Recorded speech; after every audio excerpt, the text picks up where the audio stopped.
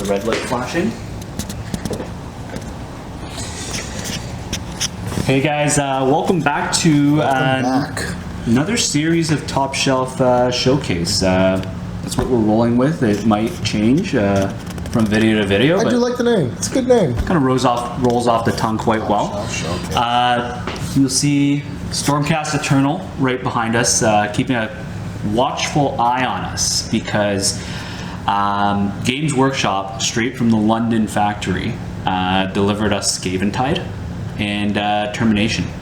So Skaventide is a new game format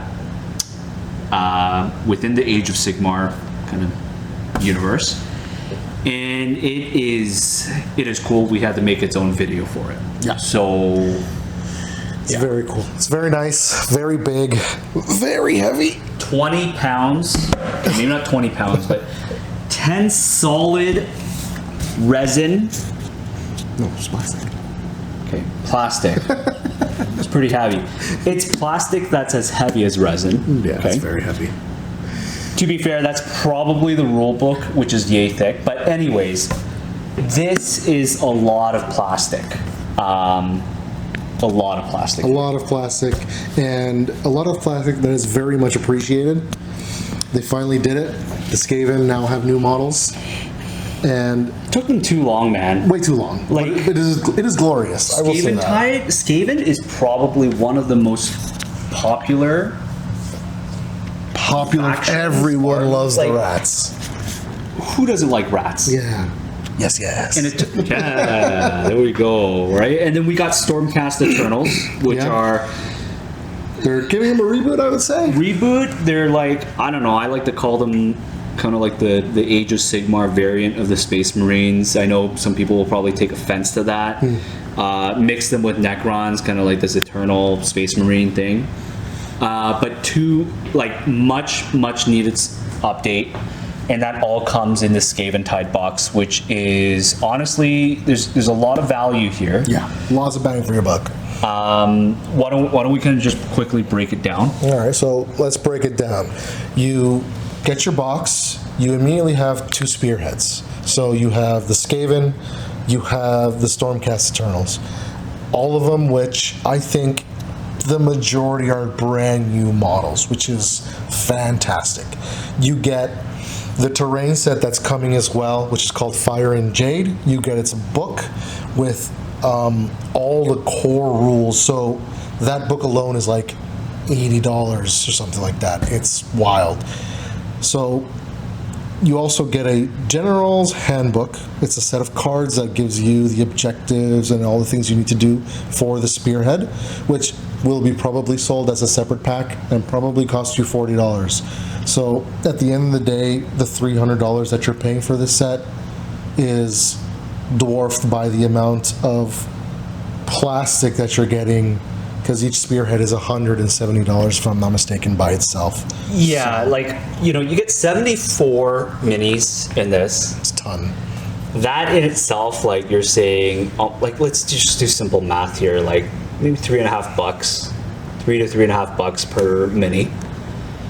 You get value. We all know at this point, the bigger the box that Games Workshop comes out with, the more value you typically get. Yes, it's at a higher price point, but we're talking, like, first of all, Games Workshop told us whatever we're ordering, and so we ordered a lot. This is it. This is a lifetime supply. Do I know, is that true or not? I don't know. But I'm just relaying that information to you so that you know about Skaventide. Like, it's an updated models of Skavens, updated models of Stormcast Eternals. That is enough to generate hype, and a lot of our clients have been sharing that they're super excited about this, so they've started pre-ordering, and this may be out already by the time video comes out. But with that said, this is value, and this is fun. When you told me about this this game format, Spearhead, it is played on like a kill zone sized map, which is what, 22 by 30 inches. That's small. Yeah. For 74 units. Yeah. This is all gas, no brakes. This is literally all gas, no brakes. This is the. Have you seen that slapping MMA? Like, Oh, yeah. I know exactly what you're talking about. God slap, and there's another one. No defense, all offense. This is Spearhead. I don't know, like, can you guys see this, like, layout here? There's no terrain. There is no terrain here. These two armies are literally just going head to head, Yep. and Mano a mano. I mean, it doesn't get better than that. Yeah. I don't like to think. I just roll dice. Straight Right. up, yeah. I roll dice and see things die. So Fantastic. super hyped for this set. Gonna pivot now to you guys all know that we focus on Kill Team a lot at this store. Kill Team Termination. Okay, what do we got here? Well, this is the last one they released. The Gene Stealers finally have a kill team. And the Hearthkin, that's what they're called, right? Hearthkin? Hernkin. Hernkin? I thought it was a Hearthkin. Oh, it is Hernkin. They got a new kill team. I think Hearthkin too because dwarves and they like. Yeah, have that's what I hearts and related it stuff to. Like that, right? That's what I related it to. Hernkin. But 2 new kill teams, new terrain, new rules, new ways to play. It's an expansion on what you already have. Then they're just going to keep releasing stuff this season. And they're good models, they're new models. The Gene Stealer models are fantastic. Yeah. Super, like, this size box here is honestly really attractive to me because, like, you get so much in this, like, little box. Yeah. You get 2 kill teams. You get some new terrain.